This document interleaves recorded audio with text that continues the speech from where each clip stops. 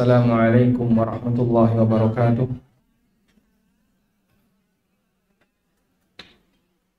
Alhamdulillahi rabbil alamin. Wassalatu wassalamu ala ashrafil mursalin Nabiyyina wa maulana Muhammadin wa ala alihi wa sahbihi ajma'in. Wa ashhadu an la ilaha illallah wahdahu la syarika lah. Wa ashhadu anna Muhammadan abduhu wa rasuluh. Salawatu rabbi wa salamu alaihi wa ala alihi wa ashabihi wa man sara ala nahjihi wa stanna bi sunnatihi ila yaumiddin. Alhamdulillah, puji syukur kita haturkan kehadirat Allah Subhanahu wa taala. Di kesempatan waktu duha ini kita bisa belajar bersama setelah kita menyelesaikan berbagai tugas di rumah. Sudah belanja belum? Belum. Berarti dereng masak. Dereng. Oleh, Oh, beli. Insyaallah. Terima tuku timbangane repot masak karena mau pengajian. Betul sekali ya. Nanti besok dilestarikan kayak gitu. Alhamdulillahirabbil alamin. Di pagi hari ini kita bisa belajar bersama. Dan insya Allah tema yang akan kita angkat berkaitan dengan fikih bulan Muharram. Bulan Muharram niku bulan apa? Suro. Kenapa kok disebut sebagai bulan Suro? Suro niku nek artosipun secara bahasa Jawa niku napa? Bahaya. Kalau dalam bahasa Arab, syuro itu artinya musyawarah. Allah Subhanahu wa taala berfirman, wa amruhum syura bainahum. Urusan mereka dibahas dalam musyawarah yang mereka lakukan bersama. Karena itu ada dalam Al-Qur'an disebut sebagai surat Asy-Syura, artinya apa? Karena dia membahas permusyawaratan yang dilakukan oleh kaum muslimin. Berarti ulan syura niku ulan apa? Wayai wong rembukan. Rembukan babakan urusan dunia mereka. Nah, kita juga nggak tahu, tiba-tiba sebagian orang punya keyakinan ulan suro dianggap ulan ciloko. Tidak boleh mengadakan hajatan ketika sakjroning ulan suro. Cuman saya heran ini, majelis taklim ini namanya apa? Satyagraha. Majelis taklim Satyagraha hajatannya dilakukan di bulan Suro. Menikah? Jenengan nggak takut ciloko? Enggak, alhamdulillah. Insya Allah semua bulan itu baik. Bahkan bulan Muharram atau bulan Suro termasuk bulan yang istimewa. Karena itu sebagai muslim kita kudu ngerti seperti apa sih bentuk keistimewaan bulan Suro menikah? Seperti apa bentuk keistimewaan bulan Muharram? Sehingga kalau kita tahu nilai istimewanya, maka akan muncul pengagungan dan pemuliaan yang kita lakukan. Sebab salah satu di antara tanda takwa kepada Allah adalah memuliakan apa yang Allah muliakan, mengagungkan apa yang Allah agungkan. Allah Subhanahu wa taala berfirman, "Wa may yu'azzim sya'airallah fa innaha min taqwal qulub." Wa may yu'azzim sya'airallah fa innaha min taqwal qulub. Barang siapa yang mengagungkan syiar agama Allah, sesungguhnya itu bagian dari bentuk ketakwaan dalam hati. Siapa yang mengagungkan syiar agama Allah, sesungguhnya itu bagian dari bentuk ketakwaan yang muncul dari hati. Maka orang mukmin harus tahu apa saja yang harus dia muliakan. Ngerti apa saja yang harus dia agungkan. Agar kita tidak salah dalam memberi gelar, tidak salah dalam menyikapi. Contoh sederhana, wong niku nek dolan ning gone tanggane, mesti anaknya dikandani. Kowe kudu hati-hati ya. Omah iki omahe Pak Gubernur. Omah iki omahe Pak Bupati. Kudu hati-hati. Engkau tidak boleh A, tidak boleh B, tidak boleh C. Kenapa orang tua ngasih peringatan seperti ini? Agar anak bisa lebih bersikap sopan santun.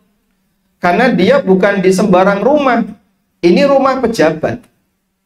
Kalau ndak sopan, mirang-mirangnya wong tua, marano isin wong tua, sehingga orang tuanya malu karena anaknya sikapnya tidak sopan. Maka orang tua ngasih peringatan. Hati-hati, kamu sekarang ada di sini, ada di sini, ada di sini. Bagian yang paling penting yang harus diketahui oleh seorang muslim adalah dia harus tahu apa saja yang dimuliakan oleh Allah, sehingga dalam hatinya ada semangat untuk memuliakannya. Wa may yu'azzim sya'airallah fa innaha min taqwal qulub. Barang siapa yang mengagungkan agama Allah, sesungguhnya itu bagian dari takwa yang terbit dari hati. Dan jamaah dimakan Allah Subhanahu wa taala, bulan Muharram termasuk di antara bulan yang istimewa. Sekarang sisi istimewanya bulan Muharram apa saja? Saya sebutkan ya. Ditulis. Sisi keistimewaan bulan Muharram. Sisi keistimewaan bulan Muharram. Yang pertama, bulan Muharram dalam Islam termasuk di antara bulan suci. Bulan Muharram dalam Islam termasuk di antara bulan suci. Yang kalau dalam bahasa Al-Quran disebut sebagai Ashhurul Hurum. Kalau dalam bahasa Al-Quran disebut sebagai apa? Ashhurul Hurum. Allah Subhanahu wa ta'ala berfirman, Inna iddatash syuhuri indallahi 12 syahran fi kitabillah yawma khalaqas samawati wal ard minha arba'atun hurum dzalikad dinul qayyim. Ada di surat At-Taubah ayat 36. Ada di surat At-Taubah ayat 36. Sesungguhnya jumlah bulan di sisi Allah ketika Allah ciptakan langit dan bumi itu ada 12 bulan. Di antara 12 bulan itu ada 4 bulan haram. Di antara 12 bulan itu ada 4 bulan haram. Dzalikad dinul qayyim. Kata Allah, itulah agama yang lurus, yang benar. Lalu apa yang dimaksud 4 bulan haram ini? Disebutkan dalam hadis dari sahabat Abu Bakrah radhiyallahu anhu. Nabi SAW menjelaskan apa saja yang dimaksud sebagai 4 bulan haram. Beliau SAW bersabda, Az-zamanu qad istadara ka hay'atihi yawma khalaqallahu as-samawati wal ard. As-sanatu 12 syahran. Kata Nabi SAW, zaman itu berputar sebagaimana ketika Allah ciptakan dari awal. Maka terjadilah rotasi bumi, terjadi revolusi gerakan planet-planet termasuk juga bumi. Allah Subhanahu wa ta'ala ciptakan zaman berputar sebagaimana awal mula Allah ciptakan langit dan bumi. Dalam 1 tahun ada 12 bulan. Minha arba'atun hurum. 12 bulan itu diantaranya ada 4 bulan haram. Nah sekarang saya sebutkan 4 bulan haram. Nabi SAW mengatakan 3 bulan berturut-turut, 1 bulan ada di tengah. 1 bulan ada di tengah. 3 bulan berturut-turut niku napa mawon? Dzulqa'dah, Dzulhijjah, Muharram.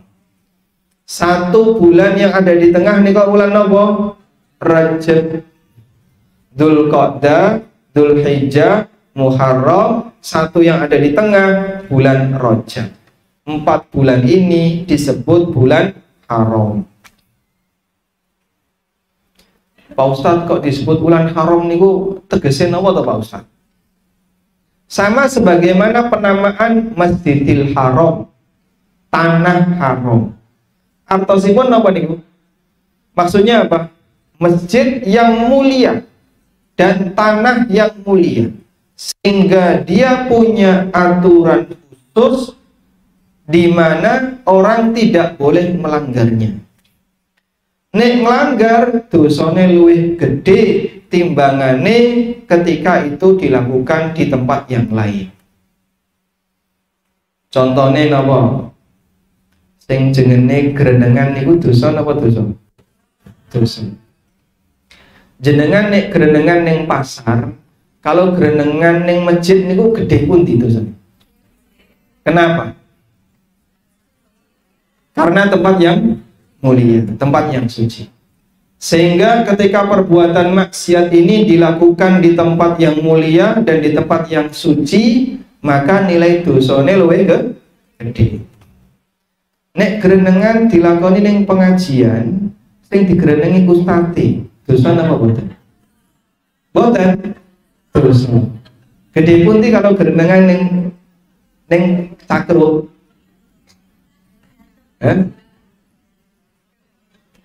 Gede ning pengajian. Pripun Bu? Kok gede ning pengajian? Karena tempatnya untuk berbagi ilmu, berzikir, tapi malah grenengan. Makanya yang grenengan tolong dilereni riyen nggih. HP-nya dipakai untuk nyatet atau dipakai untuk apa? Nyatet dan tidak dipakai untuk moto. Motonya nanti belakangan ya. Kalau usah moto enggak apa-apa. Yang penting kan jenengan pulang bawa catatan ya. Bukan pulang bawa gambar Ustaz. Mau pulang bawa apa? Ilmu. Makanya yang penting HP-nya dipakai untuknya. Baik, kembali ke sini. Jadi disebut sebagai bulan haram, sebagaimana kita menyebut ada tanah haram, sebagaimana kita menyebut ada Masjidil Haram. Sebab tempat-tempat ini adalah tempat yang istimewa, di mana ada larangan-larangan yang apabila dilanggar dosanya gede. Makanya maksiat yang dilakukan di tanah haram dosanya lebih gede timbangannya maksiat yang dilakukan di luar tanah haram. Alhamdulillah para jamaah yang dari Indonesia kalau sudah umroh, sudah haji, niku masya Allah sopan-sopan, soleh-solehah. Nek haji dan umroh, nih. Sehingga masya Allah kadang ada sebagian jamaah nek neng omah atau jilbaban. Begitu di tanah suci sampai tangan-tangan ditutupi, gitu. Pakai sarung tangan, kaos kakinan. Kok ibu kok yang ngeten pripun to niku? Kula niku ajrih Pak Ustaz. Mosok nek ning kene buka aurat jarene kobong. Nek buka aurat kobong. Saking takutnya dia untuk berbuat maksiat sampai semuanya itu ditutupi. Masya Allah, andaikan semangat seperti ini juga dibawa ke Indonesia. Coba kira-kira gimana? Jenengan seneng buatan? Seneng tinggal di Masjidil Haram seneng? Seneng? Buatan asal, buatan ngeri. Kalau tinggal di Mekah seneng? Dekat dengan Masjidil Haram seneng? Seneng. Nyari suami di sana. Karepe pripun iki? Wis kaduan iki, wis kaduan iki. Saya tanya lagi ya. Kalau kita bertetangga dengan Masjidil Haram seneng napa seneng? Senang. Kalau jenengan bertetangga dengan Masjid Nabawi seneng nggak? Senang, alhamdulillah. Kenapa senang? Kenapa senang tinggal di dekat Masjidil Haram? Gak usah bayar. Nek umroh rasa bayar, nek haji rasa bayar. Kenapa senang tinggal di tempat seperti ini? Karena kita senang tinggal di tempat yang mulia, ngelakoni ibadah ganjarane gede. Sholat di Masjidil Haram dapat pahala berapa kali? 100.000 kali dibandingkan sholat di selain Masjidil. Sopo sing muslim gak seneng, mesti kabeh seneng. Nah sekarang coba bayangin seperti ini ya. andaikan situasi di kanan kiri kita itu seperti di Masjidil Haram. Maksudnya pripun, Pak? Salat jamaah sregep, kabeh wong nutup aurat, tidak ada ibu-ibu yang buka jilbab. Berarti kan sebenarnya kita membuat suasana di lingkungan kita sebagaimana suasana yang ada di sekitar Masjidil. Senang boten nek kados ini? Ya? Senang. Tapi kadang orang itu merasa berat. Sehingga ora betah Pak Ustaz pengennya buka jilbab. Ora betah jarang nutup aurat. Sekali lagi ya, orang kalau sudah di sana, Masya Allah, sikil-sikil ditutupi. Nek pengajian menikah ngagem kaos kaki betul? Kadang ya.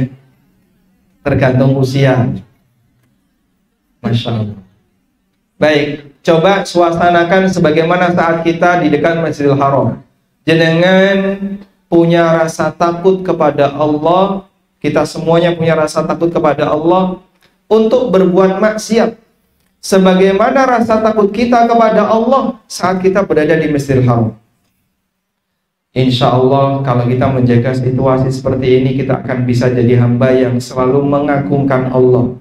Tuhan yang mengawasi kita di Masjidil Haram dengan yang mengawasi kita di Yogyakarta sama apa beda? Beda. La haula wala quwata illa billah. Sama. Allah Azza wa Jalla yang mengawasi kita dimanapun kita berada.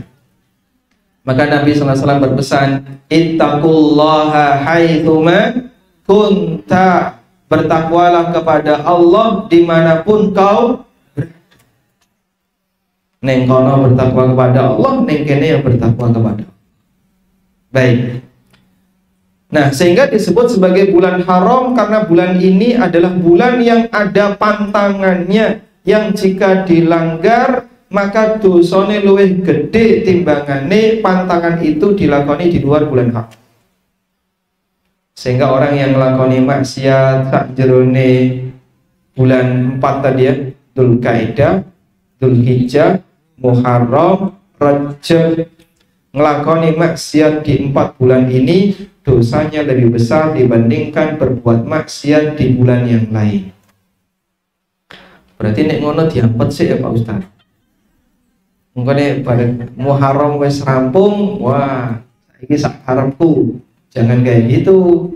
Kita berlatih untuk jadi orang soleh solihah di waktu-waktu yang mulia. Maka nanti pada saat kita berada di luar waktu yang mulia sudah terbiasa melakukan kebaikan. Walhamdulillah. Baik. Kemudian dalam hadis Nabi Sallallahu Alaihi Wasallam, berarti nomor berapa ini? Nomor 2 ya. Tadi kan kita bahas sisi kemuliaan bulan Muharram. Yang nomor 1 apa? Termasuk bulan suci. Yang nomor 2, Nabi Muhammad Sallallahu Alaihi Wasallam. Jangan sakit derek solawat ya. Nabi Muhammad Sallallahu Alaihi Wasallam, beliau menyebut bulan Muharram sebagai Syahrullah. Beliau menyebut bulan Muharram sebagai Syahrullah. Syahrullah niku artinya apa Pak? Syahrullah artinya bulannya Allah. Syahr niku artinya bulan, Allah artinya bulan Allah. Syahrullah berarti bulannya Allah. Sebagaimana disebutkan dalam hadis riwayat Muslim, afdhalus salati ba'dal fariidhah salatul lail. Salat yang paling afdal setelah salat wajib adalah salat tahajud.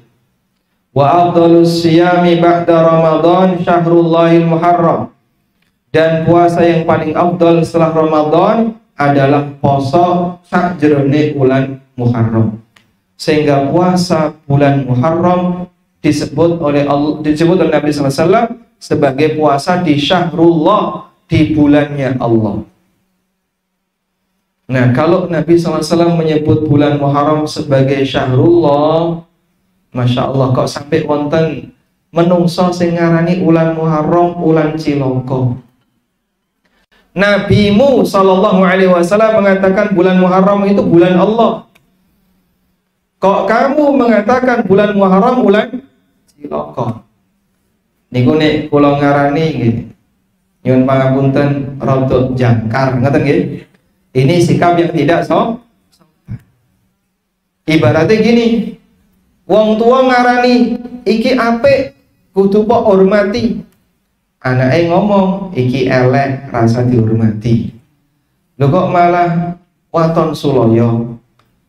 Berbeda dengan apa yang disampaikan oleh Nabi sallallahu alaihi wasallam itu bisa berbahaya. Kalau Rasulullah sallallahu alaihi wasallam mengatakan A, kok malah ada orang yang mengatakan minus A, berarti ini ngejak suloyo dengan Rasulullah SAW, nantang beda dengan Nabi SAW, dan itu tidak boleh. Sehingga kalau Nabi SAW menyebut itu bagus, kita harus bilang bagus. Kalau Allah mengatakan ini mulia, kita harus bilang mulia, karena mencintai apa yang dicintai oleh Allah, mengagungkan apa yang diagungkan oleh Allah, memuliakan apa yang dimuliakan oleh Allah dan Rasulnya Sallallahu Alaihi Wasallam adalah bagian dari takwa. Kalau Nabi Sallallahu Alaihi Wasallam menyebutnya sebagai bulan Allah, maka ojo sampai ono menungso sing ngarani ulan cilaka. Dan hadirin yang kami hormati, yang namanya penyebutan bulan cilaka itu kan karena masalah keyakinan, gitu. Keyakinan apa? Mitos yang melekat pada hati seorang hamba. Dan mitos seperti ini beda-beda antara satu daerah dengan daerah yang lain. Kalau Jogja dan sekitarnya sing disebut ulan cilaka niku Muharram. Nek Jawa Timur pun benten melih. Saya asli Lamongan, Jawa Timur. Setahu saya masyarakat di tempat kami bulan cilaka niku bulan Dzulqa'dah. Dzulqa'dah niku kalau dalam bahasa Jawa kan diarani ulan selo nih. Selo besar. Kalau orang Jawa Timur nyebutnya selo. Jadi poso, sawal, selo besar. Kenapa kok disebut selo? Terus kodak gadek maduk niku singkatan dari keseselan Allah. Mongko nek diseseli Allah jadi iki ulan cilaka. Karena itu di daerah sana pantangan hajatan bulan Dzulqa'dah. Tapi kalau ulan suro biasa bagi mereka. Muharram hajatan biasa. Karena menurut keyakinan orang Jawa Timur itu bukan bulan cilaka. Nah, terus yang jadi pertanyaan, kita mau pakai standar Jawa Timur atau Jawa Tengah? Hah? Kan bingung. Aslinya Jawa Timur, manggone ning Jogja. Sampean melu madhab di madhab Jawa Timur atau madhab Jogja? Ora iso kaya ngono. Tidak ada kebenaran yang sifatnya seperti itu. Makanya ini semuanya adalah keyakinan yang enggak benar. Kalau dalam istilah hadis disebut tiyaroh. Disebut apa? Napa niku tiyaroh? Berkeyakinan sial karena sesuatu yang enggak masuk akal. Berkeyakinan sial karena sesuatu yang enggak masuk akal. Kula badhe tanglet. Sumber sial niku napa? Sumber sial niku napa? Dosa niku sumber sial. Sumber kesialan yang tertinggi adalah perbuatan maksiat. Makanya orang yang berbuat maksiat hati-hati, alamat awakmu cilaka. Nek raning donya bisa diancam cilaka ning akhirat. Orang yang berbuat dosa hati-hati, dia akan mendapatkan ancaman celaka. Kalau tidak terjadi di dunia, akan ada ancaman celaka di akhirat. Lawas gelise sing jenenge becik mesti ketitik Allah ketara. Sehingga siapapun yang lakoni apik insya Allah dapat balasan sing apik. Man amila salihan fali nafsih. Sapa sing nglakoni apik sak temene dia nglakoni apik untuk awake dhewe. Wa man asaa fa 'alaiha, sing nglakoni elek bakal entuk balasan sesuai dengan tingkatan keburukannya. Dan waspadalah, keyakinan tiyaroh itu syirik dan itu sebab kecelakaan. Keyakinan tiyaroh niku keyakinan syirik. Dari mana Bapak tahu kalau itu keyakinan syirik? Nabi SAW sing ngendika. Beliau SAW bersabda, at-tiyaratu syirkun, diulang ping 3. At-tiyaratu syirkun. Keyakinan sial niku syirik. Loh, sampai penekanan kados mengatakan. Berkeyakinan sial karena bulan tertentu, karena angka tertentu, karena napa malih? Omahe madhep ke arah tertentu. Lanang wedok wis kadung tresno.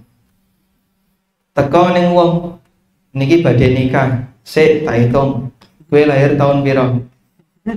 93. Awakmu tahun 90. Lahir bulan apa? Bulan Rejab. Kowe poso. Dinamu Selasa Kliwon. Sing iki Jumat Wage. Diitung. Masyaallah. Gunggung hasilnya 12. Iki mesti ono sing mati salah siji. Ya? Saya langsung bilang, sampean salah. Sing bener mesti mati karo-karo nih. Apa ono menungsa merungsungi? Yang namanya manusia pasti akan mati. Dan yang namanya mati itu tidak bergantung pada petungan. Jangan nyebut kalau nikah mesti mati. Wong sampean gak rabi ya mati kok. Karena manusia sing gak mati. Tapi sayang, kenapa orang masih percaya yang seperti ini? Logikanya lo di mana? Akalnya itu ditaruh mana? Mas sayang sampean ki mahasiswa tuh ya akal kok diterek dengkul. Makanya kalau saya melihat orang musyrik ini, saya menilai iki menungso kok duwe akal kok diterek nang dengkule. Orang musyrik itu manusia yang akalnya paling dihinakan, ditekan di bawah kaki. Makanya dia punya keyakinan sing gak masuk orang matuk akal kok diyakini. Sedaya wong musyrik iki kados ngoten niku. Hati-hati dengan semua bentuk petungan, semua bentuk klinik dan ramalan, semuanya itu bertentangan dengan akal. Hargailah akal yang diberikan oleh Allah. Sehingga hindari perbuatan kesyirikan. Nek sing jenenge ra masuk akal tidak perlu diyakini. Baik, memuliakan apa yang dimuliakan oleh Allah bagian dari takwa. Nek Muharram disebut sebagai bulan Allah, ojo sampai pisan-pisan nyebut Muharram bulan ciloko. Kalau Muharram disebut sebagai bulan Allah, jangan sampai sekali-kali menyebut bulan Muharram sebagai bulan kecelakaan. Sebab Allah memuliakannya, maka kita jangan sampai menyebutnya sebagai bulan terhina. Nah, terus kalau mau mengadakan hajatan pripun? Pak, kula niki kok sik ajrih ya, Pak. Wedi maju mundur. Iki anake wis pengen gendang di akadne, tapi kok pas bulan Suro. Kira-kira kalau mengadakan hajatan dredeg boten? Bagi sebagian orang takut. Tapi bagi orang mukmin, bismillah. Sing maringi rezeki sinten? Sing maringi kecelakaan? Karena tidak ada yang bisa ngasih manfaat dan madarat kecuali Allah. Sehingga kalau orang mengalami apapun, dia harus yakin itu datang dari Allah, bukan karena sarono sebab ulan suro. Keyakinan seperti ini yang harus selalu kita bangun jamaah, agar kita menjadi seorang mukmin nikmati. Ojo sampai sangu keyakinan syirik, ojo sampai nikmati tesih beto keyakinan syirik. Karena siapa yang mati dalam keadaan membawa dosa syirik, meskipun syirik kecil, itu bisa berbahaya. Sebab Allah Subhanahu wa taala berfirman, "Innahu may yusyrik billah faqad harramallahu alaihil jannah wa ma'wahun nar." Sapa sing nglakoni syirik kepada Allah, mongko Allah haramkan dia masuk surga. Panggonane ning neraka. Nah, kita tekankan seperti ini agar jangan sampai kita melakukannya. Selanjutnya jamaah, bulan Muharram di dalamnya ada satu hari yang sangat dimuliakan. Di dalamnya ada satu hari yang sangat dimuliakan oleh manusia beragama meskipun sebelum Islam. Orang Yahudi memuliakannya, orang Nasrani juga memuliakannya, sehingga ahli kitab memuliakannya. Disebutkan dalam hadis dari Ibnu Abbas radhiyallahu anhu. Beliau menceritakan, "Lamma qadimal Madinata wajadahum yasumuna yawman yakni Asyura." Pada waktu Nabi SAW tiba di kota Madinah, beliau melihat orang Yahudi itu puasa di hari Asyura. Hari Asyura niku tanggal pinten? Pinten? 10 Muharram. Kalau 10 Dzulhijjah namanya hari apa? Namanya hari Idul Adha, 10 Dzulhijjah. Nek 9 Dzulhijjah Arafah, katanya. Baik. Ada satu hari yang dimuliakan oleh ahli kitab sebelumnya, yaitu hari Asyura, mereka berpuasa. Maka Nabi SAW bertanya, "Ini kalian puasa ngapain?" Faqalu, maka mereka mengatakan, "Hadza yaumun adzim wa huwa yaumun yunajjillahu fihi Musa." Ini merupakan hari yang agung, hari di mana Allah menyelamatkan Musa dan Allah tenggelamkan Fir'aun. Fasama Musa syukran lillah, maka Musa berpuasa sebagai rasa syukur kepada Allah. Faqala, kemudian Nabi SAW bersabda, "Ana aula bi Musa minkum." Aku lebih layak untuk memuliakan Musa daripada kalian. Aku lebih layak untuk memuliakan Musa daripada kalian. Akhirnya beliau berpuasa dan memerintahkan para sahabat untuk turut berpuasa. Sehingga Asyura termasuk di antara hari yang istimewa. Disyariatkan bagi kita untuk berpuasa. Baik.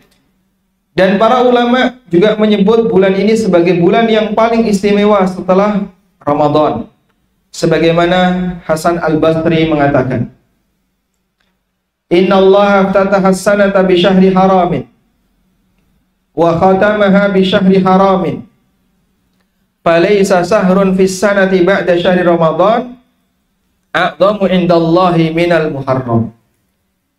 Allah memulai awal tahun dengan bulan haram, dan Allah mengakhiri tahun Hijriyah dengan bulan haram. Awal tahun bulan napa? Awal tahun niku bulan napa? Muharram. Akhir tahun bulan napa? Dzulhijjah. Masya Allah. Saged ngitung mboten 12 bulan ini.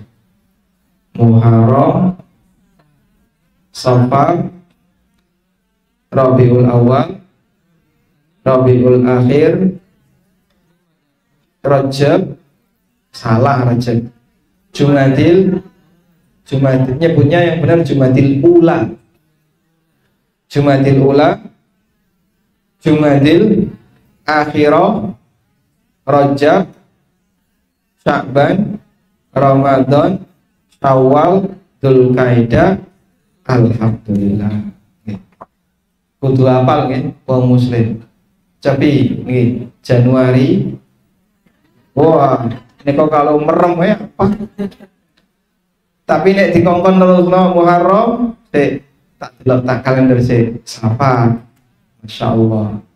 Wong muslim kudu sebagaimana jenengan apal Januari, Februari dan seterusnya, maka yang ini juga harus. Baik. Dimulai dari bulan haram, diakhiri dengan bulan haram. Kata Hasan Al-Basri, "Falaysa syahrun fis sanati ba'da syahri Ramadan a'dhamu 'indallahi min syahril Muharram." Dalam satu tahun tidak ada bulan yang lebih istimewa, lebih agung setelah Ramadan selain bulan Muharram. Sehingga bulan Muharram adalah bulan yang sangat istimewa, bulan yang mulia. Walhamdulillah. Baik, lalu apa saja yang perlu kita lakukan ketika bulan Muharram? Yang pertama, dianjurkan untuk memperbanyak puasa. Dianjurkan untuk memperbanyak puasa di bulan Muharram. Berdasarkan hadis riwayat Muslim, afdhalus siyami ba'da Ramadan siyamu syahrullahil Muharram. Puasa yang paling afdal setelah Ramadan adalah puasa yang dilaksanakan di bulan Allah, yaitu bulan Muharram. Karena disebut sebagai puasa yang paling afdal maka dianjurkan untuk memperbanyak puasa sakjroning bulan Muharram. Berapa hari Pak Ustaz? Monggo jenengan kersa pinten-pinten. Mau seperti Daud, sedina poso, sedina ora, sedina poso, sedina ora. Monggo. Nek poso bendina saged boten Pak Ustaz? Monggo. Semakin banyak makin bagus. Kata Abu Musa al-Ash'ari radhiyallahu anhu, kana Ashura ta'udduhu al-yahudu 'idan. Faqala an-nabiy sallallahu alaihi wasallam, fasumuhu antum. Ashura itu dijadikan oleh orang Yahudi sebagai hari raya. Maka Nabi sallallahu alaihi wasallam memerintahkan kepada para sahabat, kalian harus berpuasa. Sehingga jadikan bulan Ashura, tanggal Ashura sebagai hari untuk berpuasa. Kemudian dari puasa Muharram itu yang paling utama adalah puasa di tanggal 10 Muharram yang disebut dengan hari apa? Ashura. Nilai keutamaannya, Nabi Shallallahu Alaihi Wasallam pernah ditanya tentang puasa Ashura. Faqala, lalu beliau bersabda, kafaratu sanatin. Puasa Ashura itu bisa menjadi kafarah dalam waktu setahun. Kafarah napa Pak? Kafarah dosa. Alhamdulillah nek bar poso berarti nglakoni dosa ora apa-apa. Aja kaya ngono. Rumangsamu posone kok ditampa. Karena kita tidak tahu apakah puasa kita diterima atau tidak, maka yang bisa kita lakukan adalah semangat nglakoni poso ketika Ashura dan selalu menjaga diri ojo sampai nglakoni dosa. Semampu yang bisa kita lakukan. Nah, insyaallah. Semampu yang bisa kita lakukan. Sehingga jangan ngejibne poso. Ada sebagian begini keterangan yang disampaikan oleh Ibnu Qayyim. Puasa Ashura dan puasa Arafah itu betul nilai keutamaannya bisa menjadi kafarah dosa. Tapi perlu diingat hanya berlaku untuk dosa kecil. Nek dosa gede, dosa yang besar tidak bisa hilang hanya dengan puasa sunnah. Terus dosa besar gimana Pak cara ngilangin? Cara menghilangkan dosa besar adalah dengan cara bertobat. Mohon ampun kepada Allah, terus bertekad nggak bakalan mengulangi. Contohnya nopo to Pak Ustaz sing jenenge dosa besar itu? Contohnya dosa grenengi. Grenengi itu dosa besar atau dosa kecil? Besar. Terus contoh yang lain, grenengi. Contoh yang lain Pak Ustaz, grenengi. Kok bolak-balik itu Pak Ustaz? Termasuk diantaranya adalah dosa riba. Riba, utang, terus ono bungane, ono tambahane. Nika nggih dosa gede. Karena Nabi sallallahu alaihi wasallam melaknat tiang ingkang makan riba dan yang memberi makan riba. Sinten sing memberi makan riba niku? Nasabah sing utang bank, terus dia ngasih bunga. Itu dosa besar. Nah, yang seperti ini butuh tobat, bertobat tekad ora bakalan baleni. Kapok nggak bakalan mengulangi. Itu untuk dosa besar.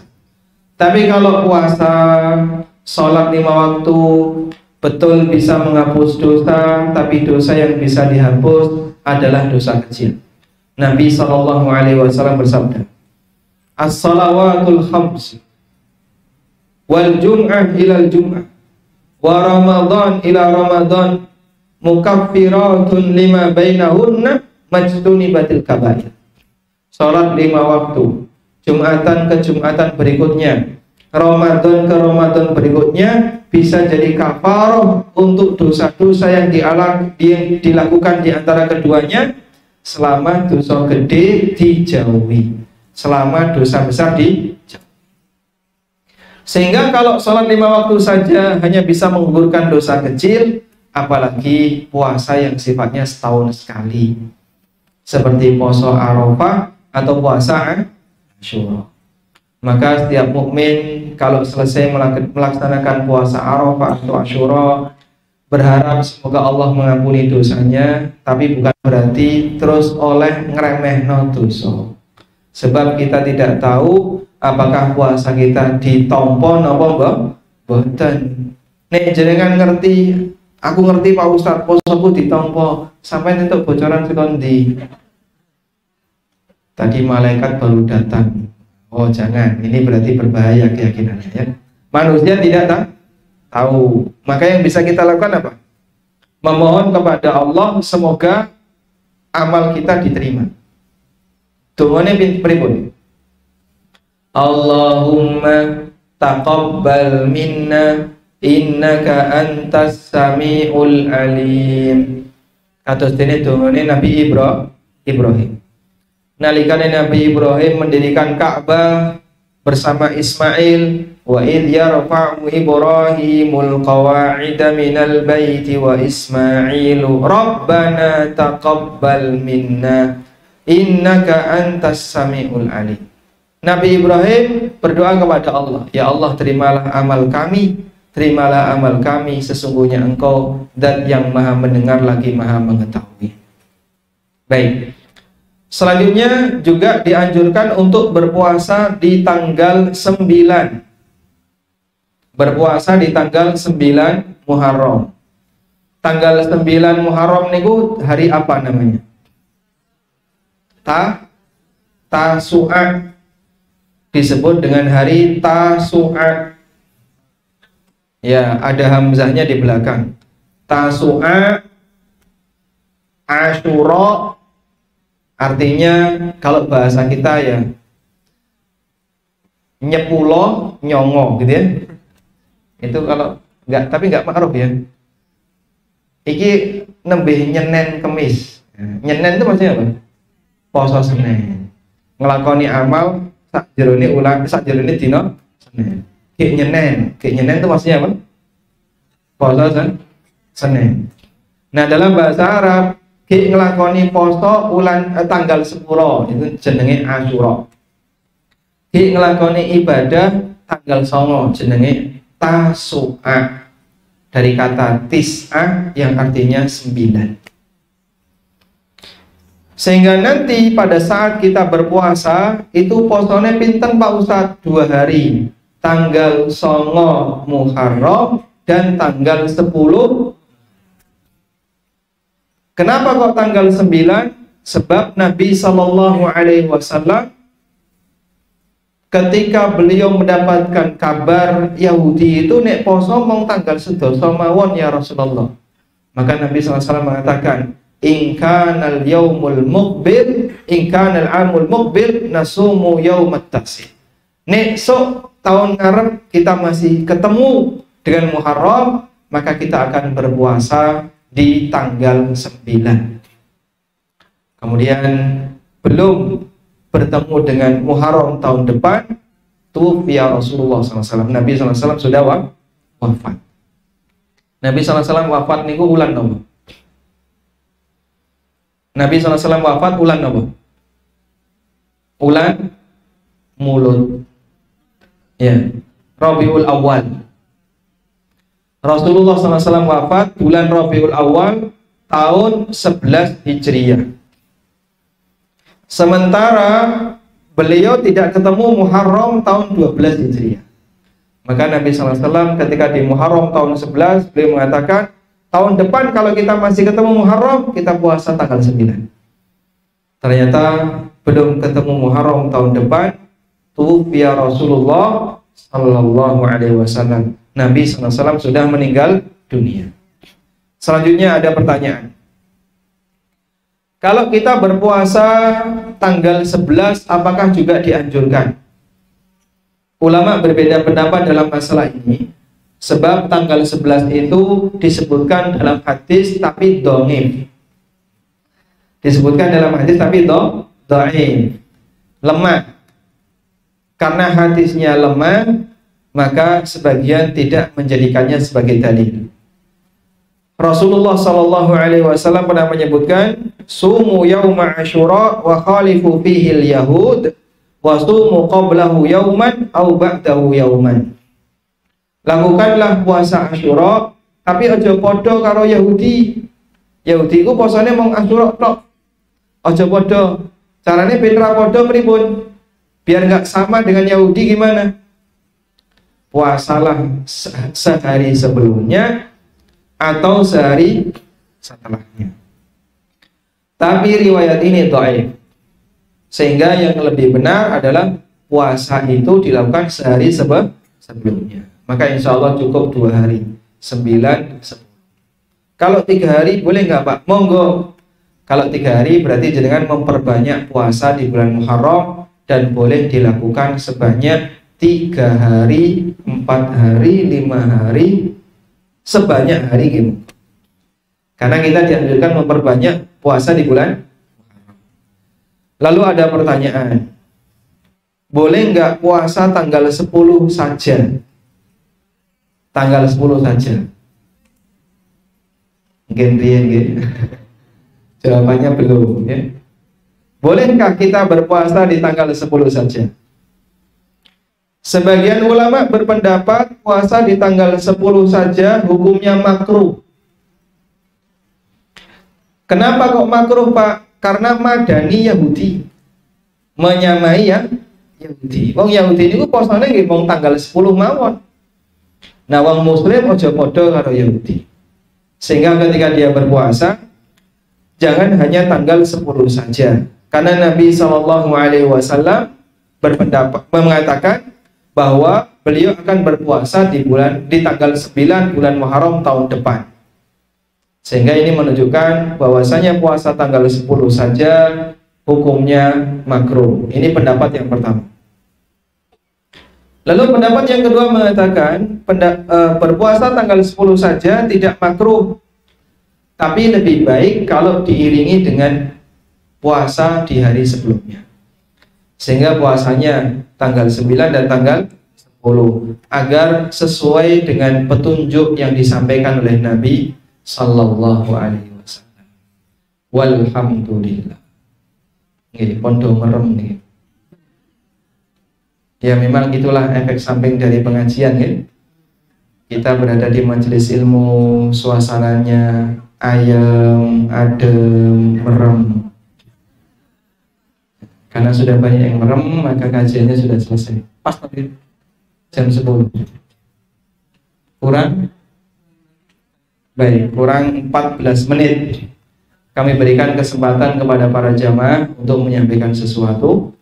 Demikian sebagai pengantar yang bisa kita sampaikan. Wassallallahu ala nabiyyina Muhammadin wa ala alihi wa sahbihi wasallam.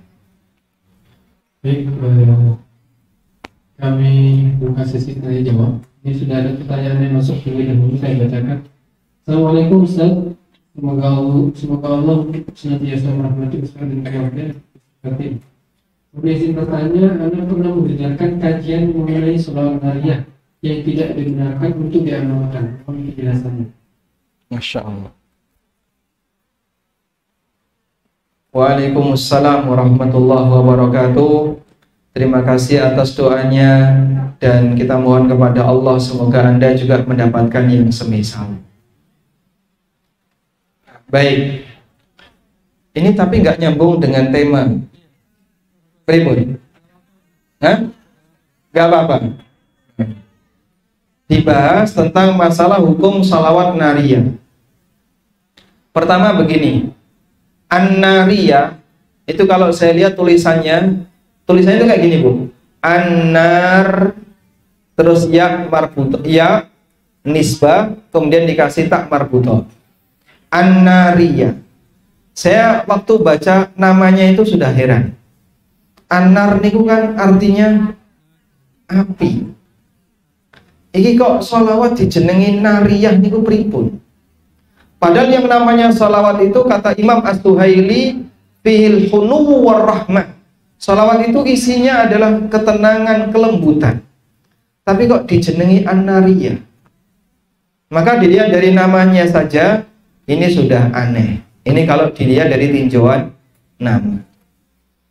Baik Pak, wis ra usah bahas jeneng, yang penting pokoknya isine. Nah, sekarang coba kita bahas isinya.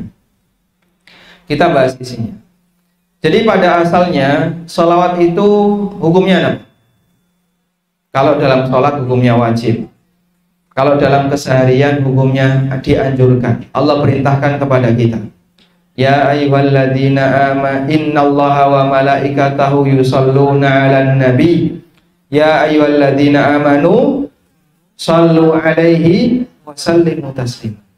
Allah dan para malaikatnya bersalawat kepada Nabi. Hei wong-wong mukmin, bacalah salawat dan salam untuk beliau. Maka berdasarkan ayat ini, Al-Ahzab ayat berapa, Mas? 56. Berdasarkan ayat ini, kita sebagai hamba Allah, umat Nabi Muhammad sallallahu alaihi wasallam diperintahkan untuk memberikan apa? Salawat dan salam. Sallu alaihi wa sallimu taslima. Berikanlah salawat dan salam untuk beliau. Maka kita sebagai hamba Allah disyariatkan untuk memberikan salawat dan salam untuk Nabi Muhammad SAW. Karena itu redaksi salawat minimal berdasarkan ayat ini adalah mengucapkan Allahumma salli wa sallim ala Muhammad. Redaksi minimal itu. Nih jenengan sudah membaca ini berarti sudah melaksanakan ayat surat Al-Ahzab ayat 56. Ya ayyuhalladzina amanu sallu alaihi wa sallimu taslima. Ini yang pertama. Berarti kalau kita sudah membaca ini sudah cukup Pak Ustadz? Cukup, itu karena sudah sesuai dengan apa yang disebutkan oleh perintah. Terus nih ditambahi pripun Pak Ustadz? Nih ditambahi monggo, tapi tambahannya itu jangan sampai mengandung makna yang keliru. Nah, tolong bedakan dua ini ya.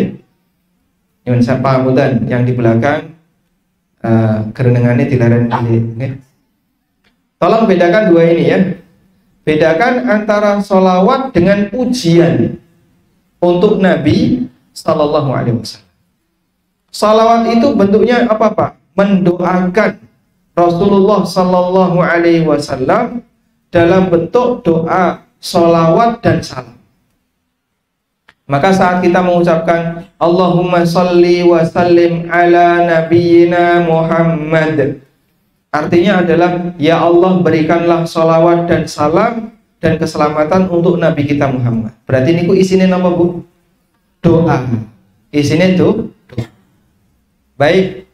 Tapi kalau pujian itu berarti menyebut Nabi Muhammad SAW dengan pujian-pujian, dengan kalimat-kalimat yang terpuji. Nah, pujian itu tidak boleh berlebihan. Karena syarat pujian tidak boleh menyebabkan orang itu memuji Rasulullah SAW melebihi batas. Dulu ada orang yang memuji Nabi SAW di hadapan beliau dan dimarahi oleh Nabi SAW. Kenapa? Pujiannya melebihi batas. Bagaimana Pak bentuknya? Ada orang yang mengatakan di hadapan Nabi SAW, wa fina nabiyyun ya'lamu ma fi ghadin. Di tengah kita ada seorang nabi yang nabi ini mengetahui besok terjadi apa. Dimarahi oleh Rasulullah SAW. Jangan ngomong kayak gitu. La taqulu hadza. Jangan ngomong seperti itu.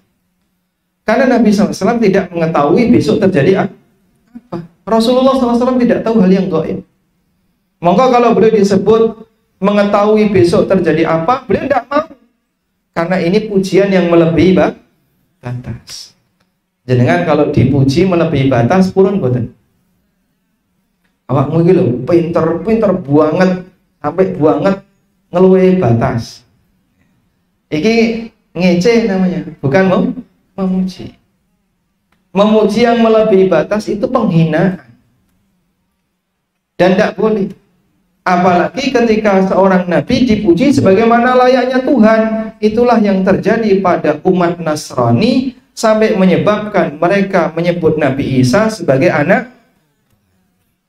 Maka Nabi Muhammad SAW ngasih peringatan, la tutruni kama atratin nasara Isa bin Maryam.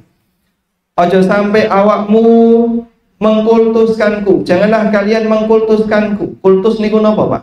Memuji melebihi batas. sebagaimana orang Nasrani yang mereka mengkultuskan Nabi Isa. Faqulu Abdullah wa Rasuluh, sebut saja saya ini adalah hamba Allah dan utusannya. Nek terlalu berlebihan, terlalu tinggi, itu justru melanggar hak Nabi Sallallahu Alaihi Wasallam. Dipun pahami menika? Baik. Maka memuji Nabi Muhammad SAW itu boleh, tapi tidak boleh melebihi. Sekarang coba kita lihat sholawat nariyah. Dalam sholawat nariyah, di bagian depan itu isinya sholawat, di bagian belakang isinya pujian. Di bagian depan isinya apa? Sholawat. Insya Allah nek bacaan sholawatnya tidak ada masalah. Allahumma sholli sholatan kamilatan wasalim salama. Sampai di sini tidak ada masalah. Karena ini cuma membaca sholawat dan salam. Sudah? Di titik ini isinya sholawat yang sebenarnya. Inilah sholawat yang sebenarnya. Nek jenengan maca sholawat nariyah cuma sampai sini, monggo, bagus. Allahumma sholli sholatan kamilatan wasalim salama. Allahumma sholli sholatan kamilatan wasalim salama. Mong di bulan-bulan ini gitu. Itu bagus itu. Lanjutannya, nah ini yang bermasalah. Yang ini gimana? Kemudian ala sayyidina Muhammadin alladzi. Nah, di lanjutan kalimat ini kita mulai memuji. Allahumma sholli sholatan kamilatan wasalim salaman taman ala sayyidina Muhammad. Ini bacaan sholawat yang benar. Nah, mulai lanjutannya. Alladzi tunhalu bihil uqadu wa tanfariju bihil kurabu wa tunalu bihil hawaiju wa tuqda bihi ar-ragaibu. Kok Pak Ustadz apal? Nah, tonggone kula nggih ngoten niku rutin. Ket kula cilik niku nggih. Sehingga saya dulu masih kecil sudah hafal itu. Karena di sebelah masjid saya, di sebelah rumah saya, masjidnya rutin membaca itu. Baik. Nah, bagian ini isinya pujian, tapi pujiannya berlebihan. Coba kalau pujian ini jenengan terjemahkan. Alladzi tunhallu bihil uqadu. Segala bentuk ikatan jadi lepas karena Nabi Muhammad SAW. Wa tanfariju bihil kurabu. Segala bentuk bencana jadi hilang karena Nabi Muhammad SAW. Wa tuqda bihil hawaiju. Segala bentuk keinginan jadi dikabulkan karena Nabi Muhammad SAW. Wa tunalu bihi ragaibu, dan segala bentuk keinginan akan terwujud karena Nabi Muhammad SAW. Monggo jenengan nilai piyambak. Kalau yang namanya kesulitan itu hilang karena sebab Allah. Orang ingin mendapatkan sesuatu dikabulkan karena Allah. Dan kalaupun itu dijadikan sebagai tawasul, ya seharusnya bentuknya berdoa dan meminta kepada Allah Subhanahu wa Ta'ala agar doa itu dikabulkan.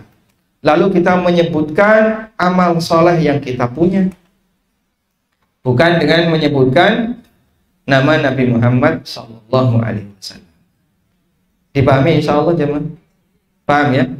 Oleh karena itu sebenarnya di bagian pujiannya ini yang sebenarnya kita hindari. Kalau sholawatnya monggo. Dan intinya sholawat nariyah ini tidak ada dalil. Sepakat sing moco nggih ngerti nek rano dalile. Sudah? Yang tidak membaca juga tahu kalau itu tidak ada. Kalau nanti tanya kepada mereka, sholawat nariyah dalilnya apa? Tidak ada, yaitu buatan manusia. Kita sama-sama sepakat. Nek rano dalilnya kenapa kok dibelani? Sing gak ngelakoni diseneni. Mari kita beralih kepada sholawat yang ada dalilnya, yang disebut dengan sholawat Ibrahimiyah atau sholawat yang ada di surat Al-Ahzab, yaitu cukup dengan membaca Allahumma sholli wa sallim ala nabiyina Muhammad. Wallahu a'lam. Pencegat. Baik, satu lagi. Satu lagi. Katanya nggak boleh. Sholat duha. Setelah sholat duha, bacaan surat ad-duha. Setelah sholat, di dalamnya mungkin setelahnya. Wiridan setelah sholat duha, maca surat ad-duha. Angsal napa boten? Jawabannya? Doanya. Oh, baik. Baik. Boleh nggak membaca doa setelah sholat duha? Jawabannya boleh. Tapi kalau doanya yang bunyinya kayak gini, Allahumma inna duha duhauka wal bahau bahauka, dan seterusnya sampai akhir doa. Kalimat ini disebutkan oleh Abu Bakar Ad-Dimyati dalam bukunya I'anatul Talibin. I'anatul Talibin ini memang termasuk salah satu referensi dalam madhab Syafi'iyah. Cuman beliau tidak menyebutkan dalilnya. Tapi kalau dari sisi makna tidak masalah, boleh. Namun tidak kita yakini sebagai sunnah Nabi Sallallahu Alaihi Wasallam. Sebab beliau sendiri tidak menyebutkan kalau itu hadis Nabi SAW. Kalau doanya bagus, diwaca monggo. Nek jenengan apal diwaca monggo, nek boten apal diwaca karo tulisan nggih monggo. Kalau isi doanya tidak masalah. Cuman tidak diyakini sebagai sunnah Nabi Muhammad Sallallahu Alaihi Wasallam. Dipahami Ibu? Nih, kalau sebatas dibaca untuk berdoa, orang berdoa itu boleh dengan menggunakan redaksi, yang penting tidak ada isi yang jelek. Kalau redaksinya, kalimatnya tidak ada bagian yang jelek, boleh untuk dibaca. Sebagaimana kita berdoa pakai bahasa Jawa, kita berdoa pakai bahasa Indonesia, ini kok angsal boten. Karena Allah Maha paham, Allah Maha berilmu, memahami semua bahasa hambanya. Yang penting tidak boleh dua, mengandung dosa dan memutus silaturahmi. Itu tidak boleh. Contoh doa yang memutus silaturahmi pripun Pak? Gedeng karo dulure, terus donga, ya Allah matikan saudara saya segera ya Allah. Ya jangan kayak gitu. Ini doa yang mengandung memutus, nggak boleh kayak gitu. Wallahu a'lam. Satu lagi. Sering memberikan menyentuh yatim tanggal 10 Muharram. Baik. Jadi di tengah umat Islamnya ada pertanyaan, saya ulang ya. Ini penting, insya Allah sebentar jawabannya ya. Ada pertanyaan, apakah dianjurkan menyantuni anak yatim di tanggal 10 Muharram? Jadi begini, di tengah umat Muslim itu ada dua kelompok yang berseberangan. Yang satu namanya Syiah, yang satu namanya kelompok Nasibah. Syiah lawannya apa? Nasibah. Kelompok Syiah itu punya keyakinan bulan Muharram itu bulan kesedihan. Karena pada tanggal 10 Muharram Husain bin Ali dibunuh di tanah Karbala. Maka mereka jadikan bulan ini, tanggal ini sebagai tanggal kesedihan. Nah, sehingga orang Syiah melakukan ritual. Nanti tanggal 10 itu, hari Asyura itu melakukan ritual. Napa Pak ritualnya? Nek di daerah Irak dan Iran, pusate menika bacok-bacok awake. Kata to nggih videone? Nanti pirsa Ibu? Pernah ya? Itu dibacok-bacok dengan keyakinan ini bentuk penyesalan kami, kenapa kami dulu tidak bisa membela Husain waktu beliau dibunuh, awake dibacok-bacok. Baik, kalau seperti ini kita jawab, ada nabi yang dipateni wong Yahudi, kowe kok ya orang bela. Ada nabi yang dibunuh oleh orang Yahudi. Siapa yang lebih tinggi derajatnya, nabi ataukah Husain? Nabi lebih tinggi. Lalu kenapa kalian tidak mengadakan upacara bacok-bacok badan saat ada nabi yang mati, yang dibunuh oleh orang Yahudi?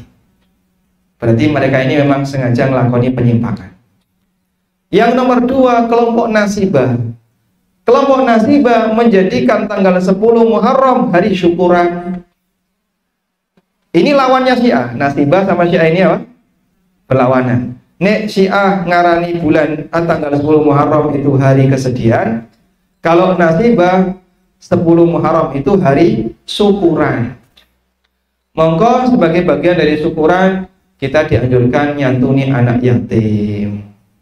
Dianjurkan untuk bikin makanan dan seterusnya. Semua ini hukumnya tidak boleh. Sing nganut Syiah nabuk-nabuk awake dhewe, dikemplangi awake dhewe, tidak boleh. Tanggal 10 Muharram ditutuk-tutukno sirahe. Ini tidak boleh. Sing kelompok nasibah tanggal 10 Muharram syukuran. Ini juga tidak boleh. Yang betul tanggal 10 Muharram ngapain? Poso. Sebagaimana yang diajarkan Nabi sallallahu alaihi wasallam. Wallahu a'lam. Semoga apa yang kita sampaikan ini bermanfaat. Mohon maaf jika ada kekurangan. Wassallallahu ala nabiyyina Muhammadin wa ala alihi wa sahbihi wasallam. Wa akhiru da'wana alhamdulillahi rabbil alamin. Wassalamualaikum warahmatullahi wabarakatuh.